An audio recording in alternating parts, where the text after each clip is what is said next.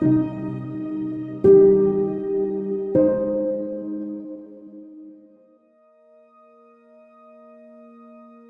am actually a convert to the church.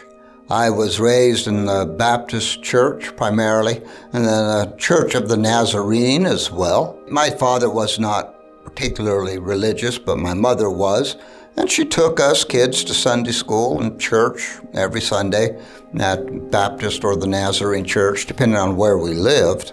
And then when I graduated from high school, I went to college, and I kind of fell away from the faith, wasn't all that interested in it really. And then over the years, I did a number of things. I was in the Army for a while. I was a truck driver for a while. During that time, in the years after college, I just began to reconsider my faith, to ask myself why I fell away from it.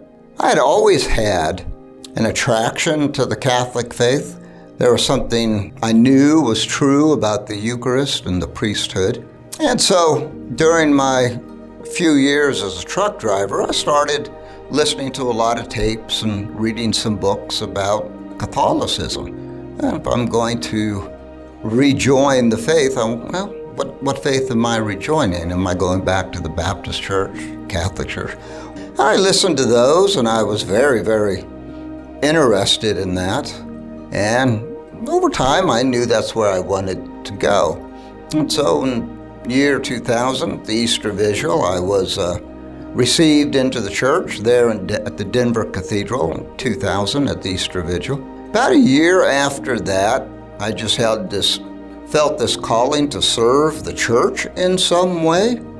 I was 38 at the time. It's not the youngest, but hardly the oldest. First, I considered the diocesan priesthood. I went to the diocese and looked into that and considered that. But then I looked also at these different religious orders. I liked the Benedictines quite a bit, so I considered them for a while. But then the Capuchins were right there in Denver. And there was something about the Franciscans that I just really, really liked, that strong focus on service, on seeing Christ in the poor. The community life I really liked as well.